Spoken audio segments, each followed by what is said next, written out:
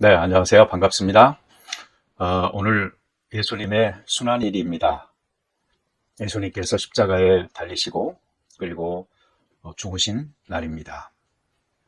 굿 프라이데이라고 말은 하지만 많은 그리스도인들에게 이 순환일은 예수의 고통 속에 참여하는 아픔과 경건으로 그 의미가 함축되지 않나 싶습니다. 우리가 가상칠언 십자가 위에서 하신 예수님의 말씀을 하나씩 살펴보고 있는데, 오늘 그 5번째 말씀으로 내가 목마르다 하는 말씀 같이 살펴봅니다. 요한복음 19장 28절에 있는 말씀이죠. 그 후에 예수께서 모든 일이 이루어진 줄 아시고 성경을 응하게 하려 하사 이르시되 내가 목마르다 하시니, 요한복음 19장 28절입니다. 이 구절에서 우리는 몇 가지 사실을 알 수가 있습니다. 먼저 살펴볼 것은 예수님께서는 육체적 고통을 실제로 느끼셨다라는 사실입니다. 예수님께서 당하신 십자가의 고난은 실제입니다. 완전한 인생을 지니신 분으로 십자가 형벌의 고통을 온몸으로 느끼며 감당하고 계시다 하는 사실을 알 수가 있습니다. 가상칠언 중에서 가장 짧은 말씀입니다. 이 헬라어는 동사 자체에 그 인칭 표시가 가능합니다. 그렇게 되어 있어요. 아예 구조가. 그렇기 때문에 주어나 대명사 없이도 말이 돼요. 그래서 단어 하나로 끝나는 말이 바로 이 내가 목마르다라는 말입니다. 딥사오라고 하는 이 짧은 외침, 그 고통이 얼마나 컸을까 짐작해 봅니다. 예수님께서 여지껏 얼마나 큰 고통을 겪으셨습니까? 채찍에 맞으시고 창에 찔리시고 대못에 박히시고, 그런데 그 모든 고통을 묵묵하게 참으셨는데 그 육체적 고통 속에서 마침내 갈증으로 그 신음소리를 내신 것입니다. 물 한 방울 못 마신 채 뜨거운 태양 아래 십자가에 매달려서 찢기시고 터진 그 상처마다 피를 쏟아내셨을 테니 얼마나 혹독한 갈증이 있었겠습니까? 왜 이렇게까지 해야 됐을까요? 그것은 인간의 고통을 친히 경험하기 원하셔서였습니다. 감당하기 원해서였습니다. 그래서 고통받는 연약한 사람들을 더 진정으로 이해하기 원하셨던 거죠. 어제 살펴봤듯이 하나님께 버림받는 정신적, 영적, 단절의 고통도 친히 당하심으로 하나님과 이 벽을 쌓고 있는 인생을 더 잘 이해하고 공감하셨던 것과 같습니다. 히브리서 4장에 보면은 이런 말씀이 있어요. 우리에게 있는 대제사장은 우리의 연약함을 동정하지 못하실 리가 아니요 모든 일에 우리와 똑같이 시험을 받으신 이로되 죄는 없으시니라. 여기서 이 동정한다라는 이 말은 옛날 한글 개역 한글 성경에 보면은 체휼한다라는 말로 되어져 있었습니다. 그래서 이 동정한다, 체휼한다, 우리의 고통을, 우리의 연약함을 충분히 경험하려고 이해하고 안다라는 말씀인 것입니다. 자기를 비워서 하늘을 보자 버리고 이 땅에 오신 예수님께서 우리의 연약함을 온 마음과 몸으로 동정하였듯, 우리도 우리의 형제 자매들을 온 마음과 체험으로 온전히 공감하며 동정할 필요가 있습니다. 그래서 베드로전서 3장 8절에 보면은 마지막으로 말하노니 너희가 다 마음을 같이하여 동정하며 형제를 사랑하며 불쌍히 여기며 겸손하며, 9절, 악을 악으로 욕을 욕으로 갚지 말고 도리어 복을 빌라. 이를 위하여 너희가 부르심을 받았으니 이는 복을 이어받게 하려 하심이라. 이렇게 이야기하고 있는 것입니다. 내가 목마르다. 얼마나 극심한 육체적 고통 속에서 외치신 그 한마디의 말씀인지, 이렇게 우리를 충분히 알고 계시는 예수님이고 하나님이시니 우리 그분 앞에 나아갈 때에 담대합시다. 두려워 말고 나를 이해하시고 사랑하실 준비가 항상 되어져 있는 이 예수님께 어떤 문제이든 어떤 아픔이든 가지고 나아가기를 꺼려하지 말고 주저하지 말고 나아가서 엎드려 아뢰고 간구하여 해결함을 받는 우리가 되도록 하십시다. 또 한 가지 우리가 이 말씀을 통해서 알 수 있는 것은 이 내가 목마르다 이거 역시도 그 예언의 성취라는 사실입니다. 예수님께서 이 말씀을 하신 이유도 이 말씀을 이루기 위함이었습니다. 예수님께서는 단순히 당신 자신의 고통을 호소하니라고 이 말씀을 하신 게 아닙니다. 이것은 의도적인 목적이 있는 말씀이었는데 그것은 성경으로 응하게 하려 하사 성경에 예언된 그 메시아가 바로 예수님이라는 사실을 그리고 하나님의 아들이심을 보여주기 위함이었던 것입니다. 예수님은 구원자입니다. 주님입니다. 오직 예수님만이 해결할 수 있는 그 인생의 근원적인 목마름을 우리는 가지고 있습니다. 아무도 채워줄 수 없는 그 공허한 구석을 예수님을 만나야 해결되는 것이죠. 성경에서 이 목마르다, 이 가라다 이것은 불행이요, 고통이요, 형벌입니다. 반면에 생수는 행복이요, 축복입니다. 이 현실에서도 그렇지만 이 마지막 날에도 역시 마찬가지로 적용이 가능합니다.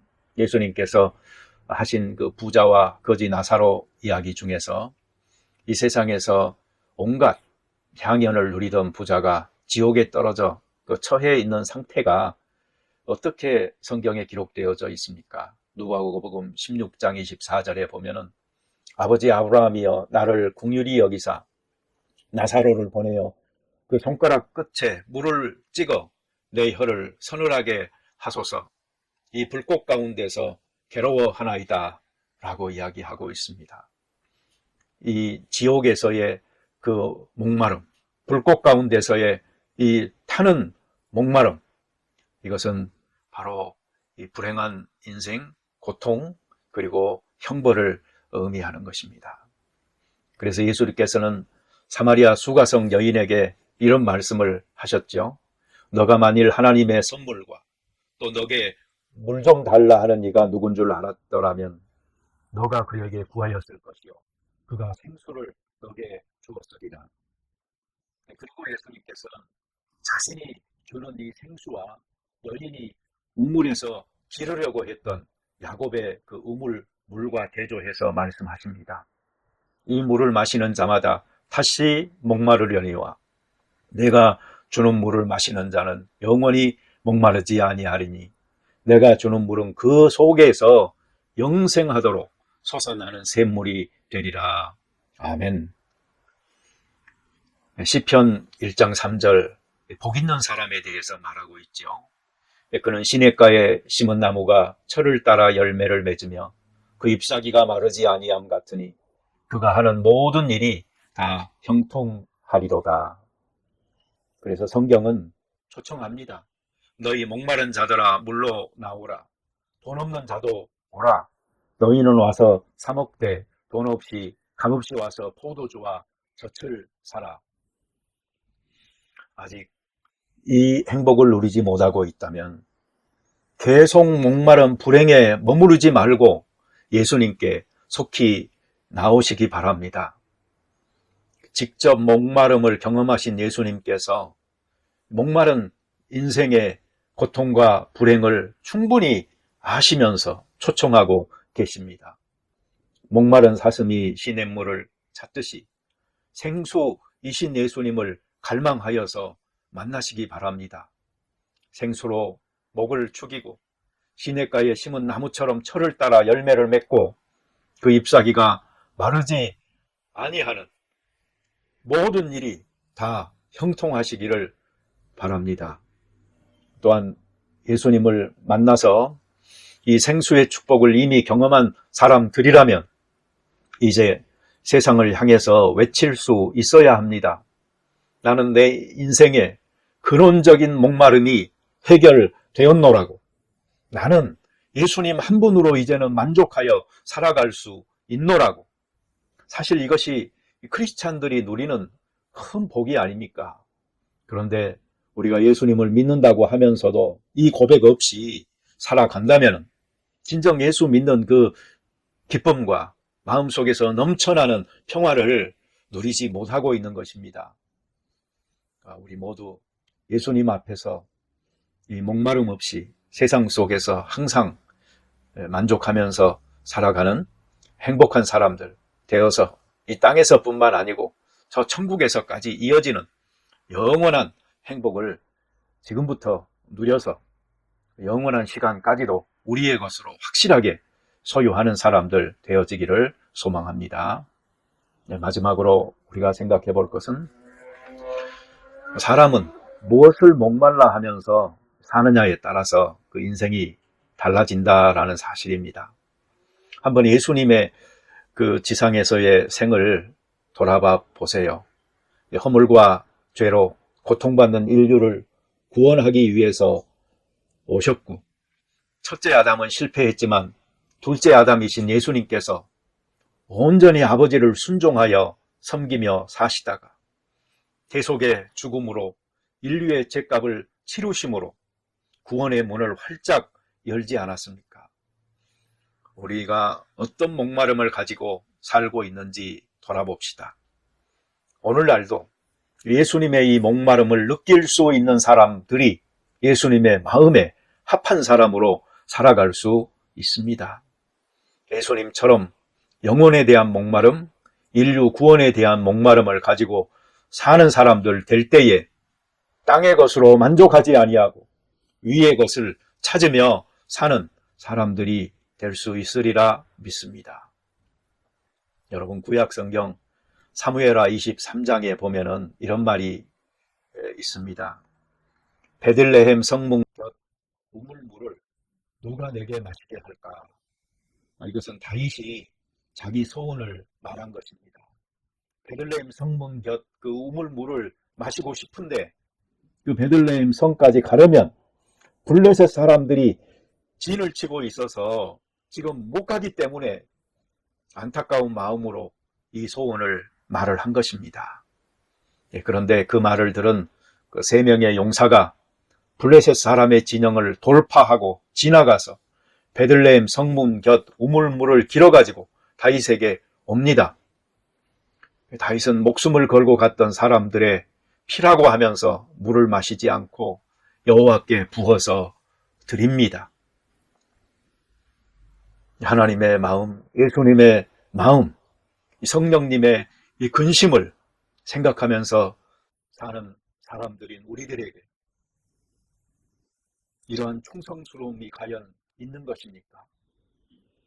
블레셋 진영을 돌파하고 지나가서 베들레헴 성문 곁 우물물을 길어오려는 담력과 용기가 오늘 우리에게 있어야 하지 않겠습니까? 예수님께서 십자가 지신 이날에 우리가 어떤 생각을 가지며 어떤 목마름을 가지고 무엇을 추구하며 살아가고 있는지를 돌아보는 귀한 날이 되어졌으면 좋겠습니다. 우리 같이 기도하시겠습니다. 주님, 우리의 목마름을 해결하기 위하여 주님 스스로 육체적 고통의 최악을 경험하시면서 내가 목마르다라고 그 고통스러움을 표현하셨습니다. 내가 당할 고통인데, 내가 당할 죽음인데, 나는 그리 죽어도 마땅한 사람인데, 죄 없는 예수님께서 나를 대신하여 죽으심은 얼마나 큰 하나님의 사랑인지, 주님의 목마름을 느끼며 사는 사람들 되게 하여 주시옵소서. 충성스러운 새 용사처럼 주님의 목마름이 있는 곳을 향하여 돌파할 수 있는 용기와 담력을 주시고, 단지 심정적인 동참이 아니고 행동으로 옮기는 실천이 있어서 예수님의 목마름을 이해하고 동참하는 저희들 되게 도와 주옵소서.